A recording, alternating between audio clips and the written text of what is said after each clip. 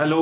आज का हमारा जो टॉपिक है वो है ह्यूमन जीनोम प्रोजेक्ट एसजीपी के बारे में हम विस्तारपूर्वक पढ़ेंगे इस टॉपिक के अंदर। तो बने रहिए यूट्यूब चैनल रतन तंवर पर और एसजीपी के बारे में आज हम जानकारी जुटाएंगे। सबसे पहले हम बात करते हैं कि जीनोम क्या है। जीनोम का मतलब क्या होता है। देखो, जीनोम का मतलब होता है मानव में गुणसूत्रों में जो आनुवंशिक पदार्थ पाया जाता है उसे हम बोलते हैं जीनोम। क्या बोलते हैं उसे? जीनोम कहा जाता है। अब हम बात करते हैं एचजीपी परियोजना के बारे में, ह्यूमन जीनोम प्रोजेक्ट परियोजना के बारे में बात करते हैं। इस प्रोजेक्ट को मेगा प्रोजेक्ट भी कहा जाता है। मेगा प्रोजेक्ट है वो भी कहा जाता है। मेगा प्रोजेक्ट है वो क्यों कहा जाता है, उसका रीजन क्या है? उसका रीजन है कि मानव में जितने भी जीनोम यानी समस्त जो आनुवंशिक पदार्थ पाया जाता है उसका अध्ययन करना ही ह्यूमन जीनोम प्रोजेक्ट है वो कहलाता है। देखो, मानव में जितनी भी बीमारियां होती हैं वो बीमारियां हैं वो जीन के कारण से ही उत्पन्न होती हैं। जैसे मैं बात करता हूं बीमारियों के बारे में, जैसे जेनेटिक डिसऑर्डर है, इनहेरिटेंस डिसऑर्डर की बीमारियां हैं, वो बीमारियां सभी किसके कारण उत्पन्न होती हैं? ह्यूमन जीनोम प्रोजेक्ट या जिसे हम कह सकते हैं जीनों के कारण से उत्पन्न होती हैं।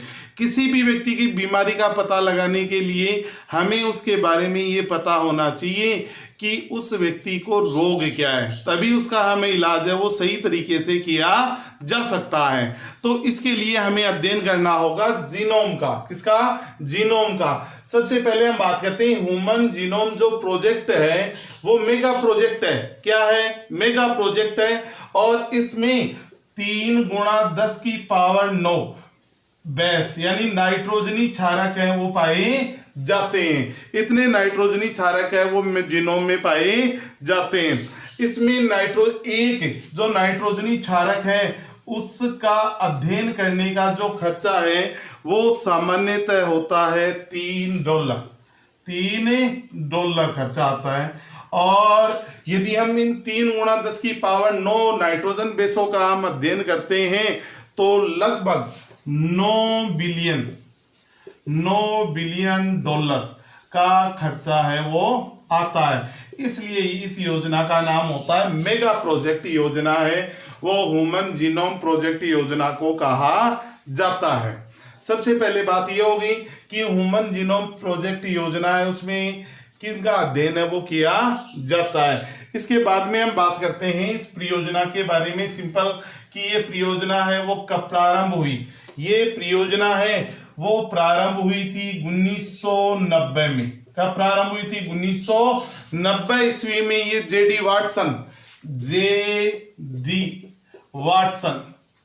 वाटसन के नेतृत्व में ये प्रारंभ हुई, लेकिन जेडी वाटसन के नेतृत्व में ये पूरी नहीं हो सकी।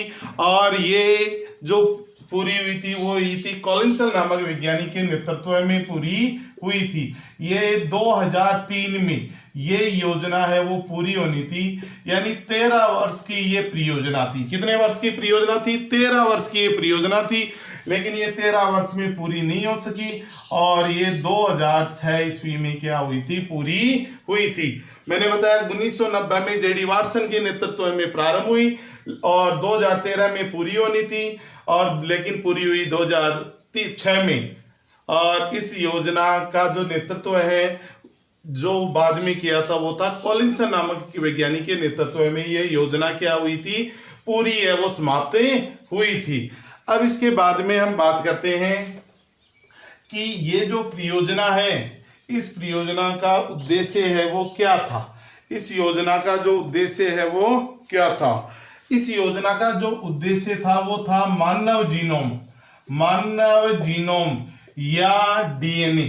मानव जीनोम या डीएनए में उपस्थित समस्त N2 क्षारकों के अनुक्रम को याद करने के लिए यह परियोजना है वो प्रारंभ की गई थी। यानी नाइट्रोजनी क्षारकों की संख्या है वो कितनी है, इसलिए ये परियोजना है वो क्या की गई थी? प्रारंभ की गई थी। अब ये योजना है इसकी शुरुआत 1990 1990 में यूएसए में national institute of health, USA में 1990 में USA national institute of health, national institute of health and department of energy, यानी ये योजना 1990 में यूएसए संयुक्त राज्य अमेरिका में नेशनल इंस्टीट्यूट ऑफ हेल्थ व डिपार्टमेंट ऑफ एनर्जी के संयोग से है वो प्रारंभ की गई थी। जेडी वाटसन के नेतृत्व में प्रारंभ की गई और मैंने बताया था कि कॉलिंसन ने इस योजना को पूरी किया था। अब इसके बाद में हम बात करते हैं मानव जीनोम जो परियोजना है उसके लक्ष्य क्या थे, उसके लक्ष्य है वो क्या थे। पहला जो मुख्य लक्ष्य था वो ये था, मानव में जो लगभग 20 से 25 हजार जो जीन पाए जाते हैं उन जीनों के बारे में पता लगाना कि उन जीन कहाँ पाए जा रहे हैं और उन जीनों के क्या कार्य हैं। दूसरा है मानव जीनोम में पाए जाने वाले 3 अरब N2 क्षारकों के अनुक्रम को पता लगाना। N2 क्षारक यानी लगभग 3 अरब यानी 3 × 10⁹ N2 क्षारक 3 अरब जो नाइट्रोजनी क्षारक है इसके अनुक्रम का पता लगाना, ये इसका परियोजना का लक्ष्य रखा गया था। तीसरा जो इस परियोजना का लक्ष्य रखा गया था वो था कि सभी N2 क्षारकों के अनुक्रम में प्राप्त सूचनाओं को तैयार करना, और चौथा लक्ष्य था ऐसी उन्नत किस्मों का विकास करना जिसकी व्यवस्थित डाटाबेस का अध्ययन किया जा सके। और चौथा जो उद्देश्य था इसका ये था, इसके लिए जो टीम बनाई गई थी उसके जो उद्देश्य थे वो सबसे पहला जो उद्देश्य था वो था लीगल का मतलब होता है कानूनी, क्या होता है कानूनी। और दूसरा था सोशियल का मतलब होता है सामाजिक मुद्दे। और तीसरा जो इसका इश्यू जहाँ मुख्यतः इश्यू इथिकल का मतलब होता है नैतिक, क्या होता है नैतिक। यानी ये जो इसकी टीम बनाएगी उसका उद्देश्य था कि लीगल, एथिकल और सोशल ये तीनों मुद्दे वो रखे गए थे कि इनमें कोई कानूनी अड़चन ना हो, कोई भी इसके द्वारा जो खोज हो उसमें मानव जाति या अन्य किसी जीव को किसी प्रकार का नुकसान न हो, ये इस परियोजना के लक्ष्य वो रखे गए थे। इसके बाद में हम बात करते हैं कि इसके लिए कौन कौन सी विधियां, मानव जीनोम परियोजना की कौन कौन सी विधियां हैं वो काम में ली जाती है। मानव जीनोम परियोजना की पहली विधि का नाम है व्यक्त अनुक्रमे गुंडी, और दूसरे का नाम है अनुक्रमे टिप्पण। ये दो विधियां होगी। पहली विधि होगी व्यक्त अनुक्रम गुंडी, इसका इंग्लिश में नाम होता है एक्सप्रेस सीक्वेंस टैग। दूसरी जो विधि है अनुक्रम टिप्पण इसे सीक्वेंस एनोटेशन बोलते हैं, सीक्वेंस एनोटेशन। व्यक्त अनुक्रम गुंडी में हम क्या करते हैं, सिंपल भाषा में उन नाइट्रोजनी क्षारकों के बारे में पता लगाते हैं जो अपने आप को mRNA के रूप में अभिव्यक्त कर पाते हैं, उनके बारे में व्यक्त अनुक्रम गुंडी में पता लगाया जाता है। mRNA के रूप में अभिव्यक्त करने का मतलब होता है जिनमें आनुवांशिक सूचनाएं होती हैं उनके बारे में पता लगाया जाता है, दूसरी विधि है।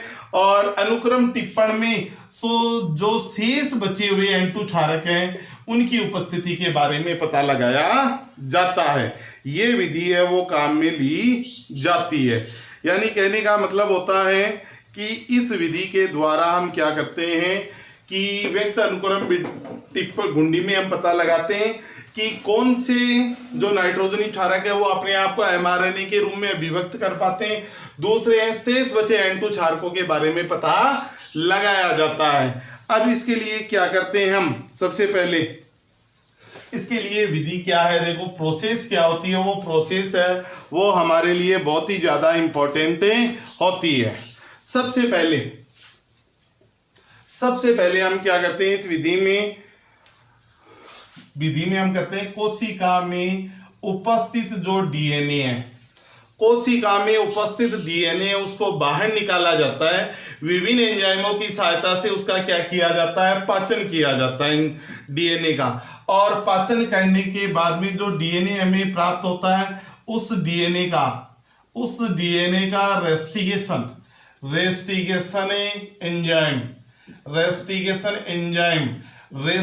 एंजाइम की सहायता से उसके छोटे छोटे टुकड़े हैं वो किए जाते हैं। छोटे छोटे क्या किए जाते हैं, उसके टुकड़े। यानी कहने का मतलब है सबसे पहले एक कोशिका है, ये कोशिका है, इस कोशिका के अंदर ये डीएनए है, इस कोशिका का हमने पाचन किया, पाचन करने से क्या बाहर आ गया, इसका डीएनए। क्या बाहर आ गया, इसका डीएनए, वो बाहर आ गया इसका डीएनए। अब क्या किया जाएगा, रेस्टिकेशन एंजाइम है, आरई बोलते हैं इसे, आरई एंजाइम। इस एंजाइम की सहायता से इसको काटा जाएगा छोटे छोटे टुकड़ों में। इस डीएनए के छोटे छोटे टुकड़े हैं वो इस प्रकार से किए जाएंगे। उसके बाद में क्या करेंगे, छोटे छोटे टुकड़े हैं वो करने के बाद में, यानी हमने 2 चरण कर लिए, फिर तीसरे चरण के अंदर हम क्या करेंगे, फ्रेगमेंट, इसके जो टुकड़े बने फ्रेगमेंट,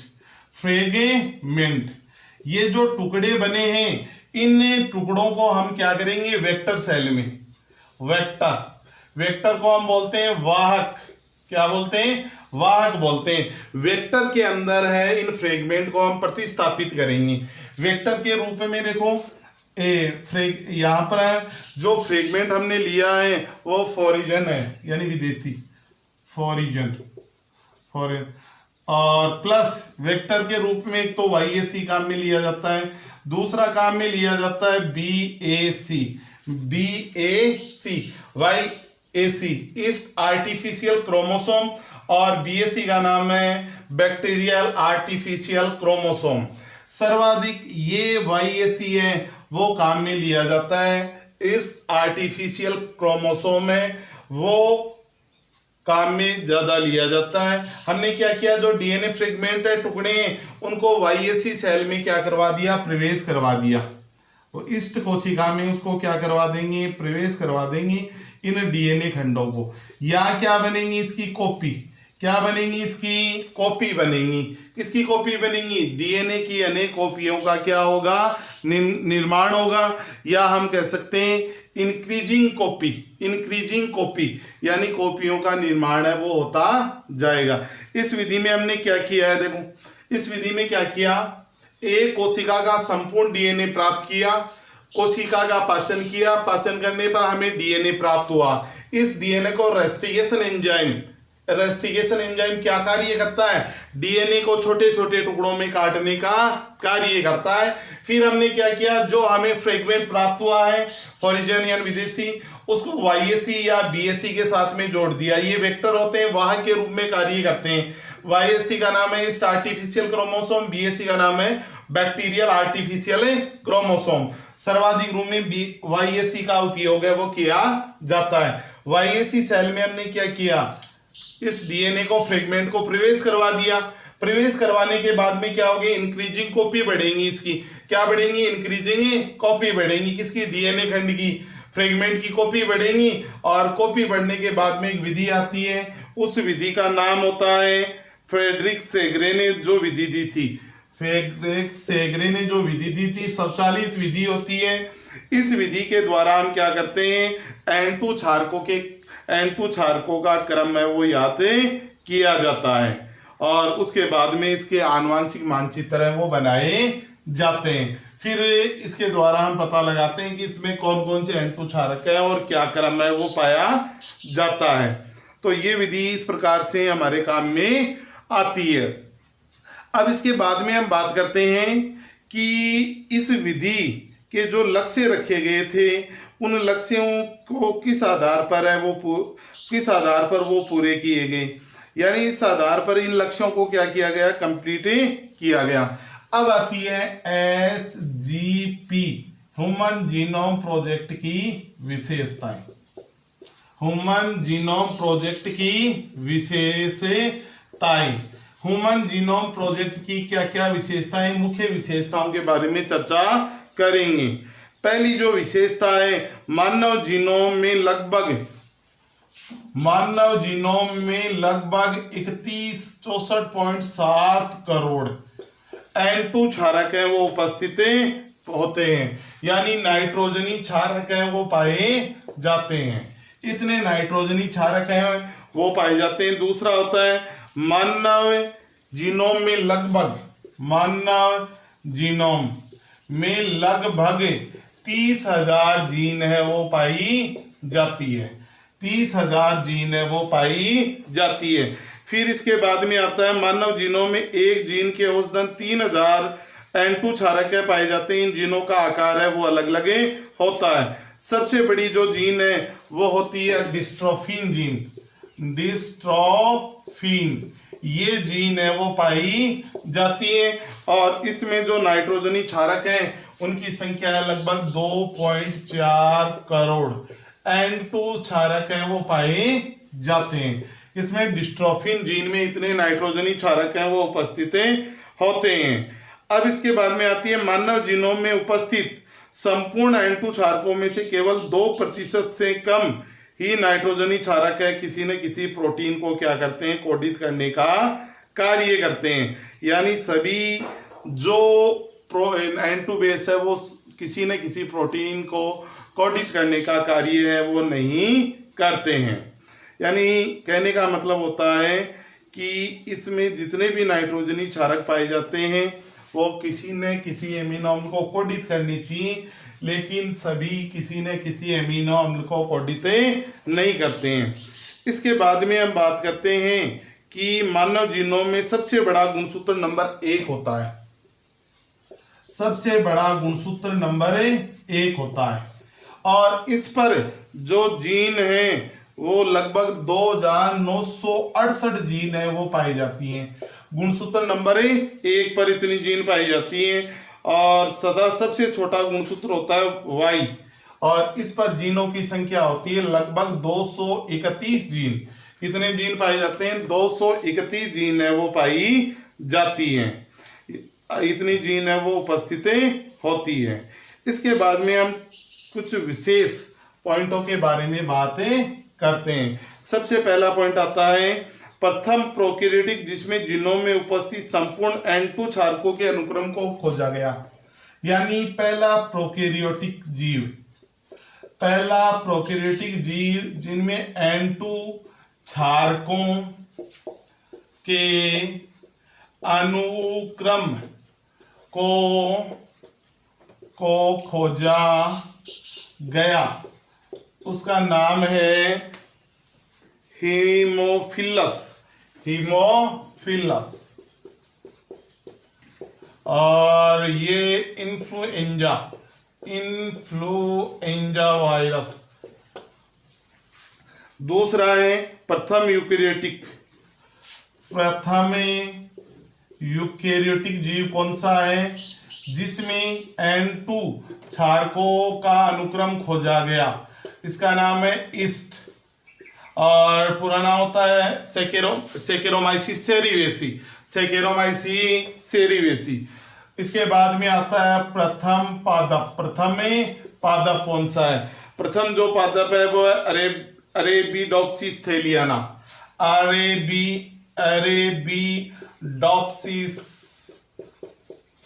अरेबिडोप्सिस थैलियाना ये पादप का नाम है। और लास्ट आता है प्रथम जंतु सिनोरिडिटीज एलिगेंस। प्रथम जंतु है सिनोरिडिटीज एलिगेंस। ये प्रथम जंतु है जो खोजा गया था। यानी कहने का मतलब है ये मुख्य बिंदु आते हैं इसके। अब हम ह्यूमन जीनोम जो प्रोजेक्ट है उसके बारे में संक्षेप में हम 2 मिनट अध्ययन करते हैं। ह्यूमन जीनोम प्रोजेक्ट जैसे नाम से स्पष्ट है, ह्यूमन मानव, जीनोम का मतलब होता है गुणसूत्र में पाए जाने वाले आनुवांशिक पदार्थ को। गुणसूत्र में पाए जाने वाले आनुवांशिक पदार्थ को हम बोलते हैं जीनोम। क्या बोलते हैं? जीनोम बोलते हैं। प्रोजेक्ट है योजना। मैंने ये बताया कि ये जो परियोजना थी, ये एक परियोजना मेगा प्रोजेक्ट थी, बड़ी परियोजना थी, यानी इसमें जो खर्चा है वो अधिक आया, इसलिए इसको प्रोजेक्ट कहा जाता है या मेगा प्रोजेक्ट योजना है वो कहा जाता है। ये योजना है वो प्रारंभ करने का उद्देश्य क्यों रहा? उद्देश्य ये रहा कि मानव में अलग अलग तरह की बीमारियां हैं, उन बीमारियों का पता लगाने के लिए हमें मानव में पाए जाने वाले जो जीनोम है उसका अध्ययन करना आवश्यक होता है कि कौन सा जीन है वो अपना कार्य प्रॉपर रूप से नहीं कर रहा है, उसके बारे में हमें पता लगाना क्या होता है, आवश्यक होता है। इसी के लिए ये योजना है वो प्रारंभ की गई। मैंने बताया 1990 में ये योजना प्रारंभ की गई थी, लेकिन किसी कारणों से ये योजना है वो 2003 में यानी 13 वर्ष में पूरी होनी थी, नहीं हो पाई, और 2006 में ये पूरी हुई थी। जेडी वाटसन के नेतृत्व में प्रारंभ हुई, लेकिन जेडी वाटसन पूरा नहीं कर पाए, और कॉलिंसन के नेतृत्व में ये योजना है वो क्या हुई थी, पूरी हुई थी। तो आज के वीडियो में इतना ही। यूट्यूब चैनल को लाइक कीजिए, शेयर कीजिए, कमेंट कीजिए और अधिक से अधिक शेयर कीजिए। Okay, bye.